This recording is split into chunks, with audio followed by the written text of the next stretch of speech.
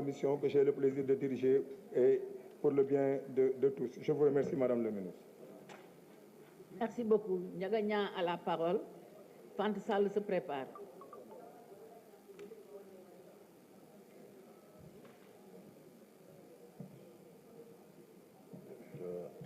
Assalamu alaikum.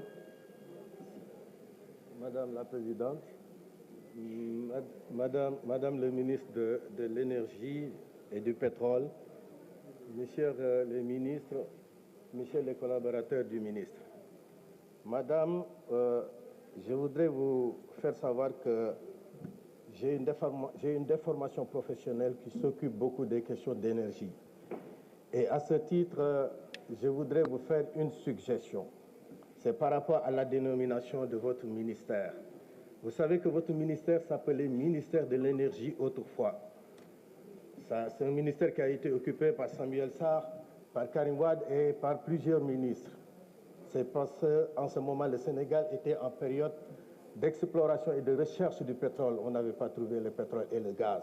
Bon, pour le gaz, peut-être, bon, c'est pas officiel, mais on nous dit que le Sénégal est producteur du pétrole depuis très longtemps et du gaz depuis très longtemps. Mais ce qui est sûr, c'est que pour le pétrole, on sait que le Sénégal est devenu producteur durant ces années dernières.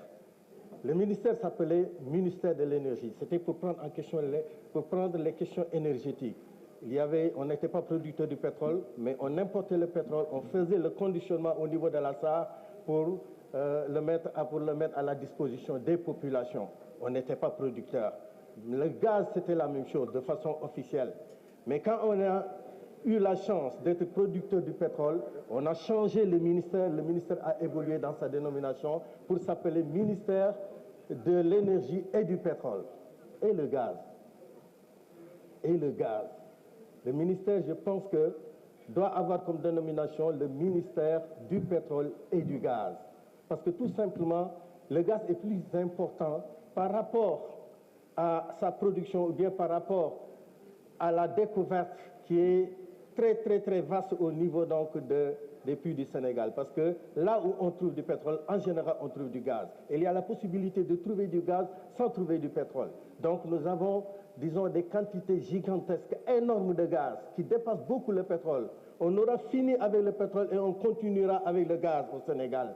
Mais le gaz est relégué au second plan par rapport au pétrole.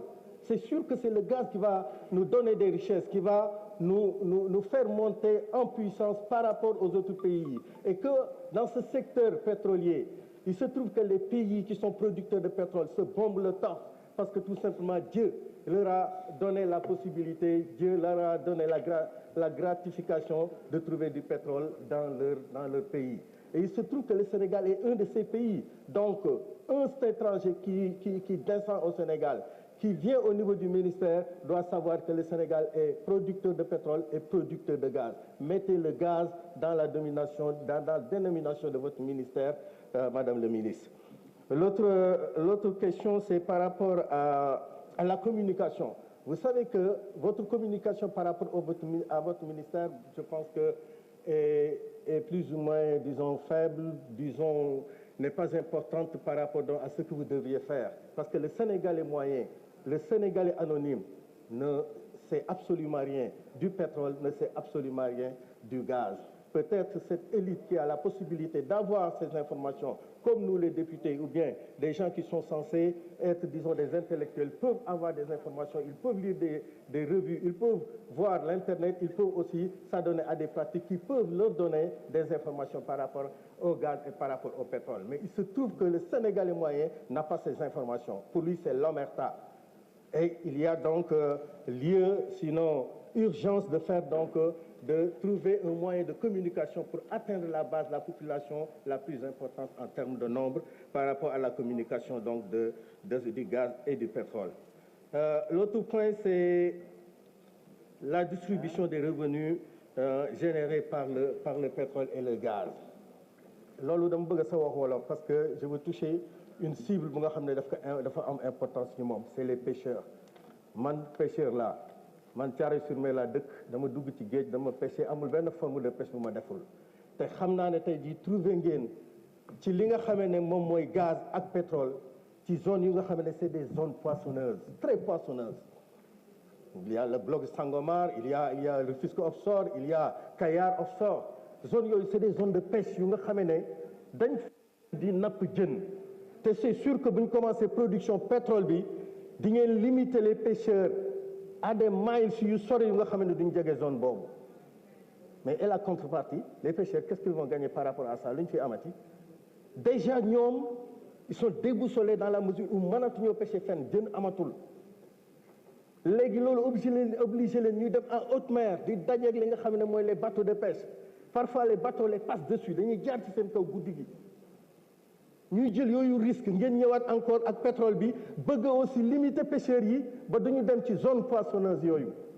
Donc dans la distribution ou bien dans la redistribution des revenus war ngeen ci jox wàll pêcheurs yi pour contrepartie wala au moins li nga xam ne mooy le manque à gagner.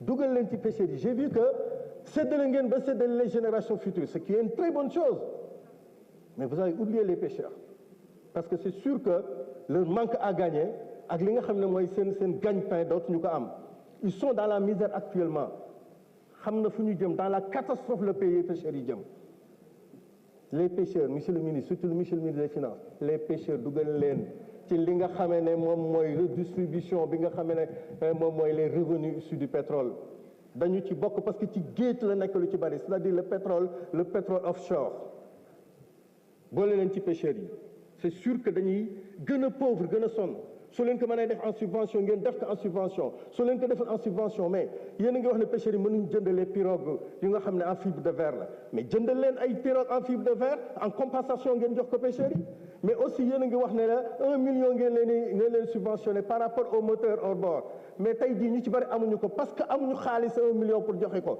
mais léegi fexe leen léegi 1 million yooyu wàññi leen ci ba laaj leen 100 000 200 000 de façon symbolique ñoom ñu cotiser pour am ces machines hors bord lay jóge ci xaalis ci pétrole bi dugal leen ci loolu ngeen régler affaire u pêcheurs yi il faut les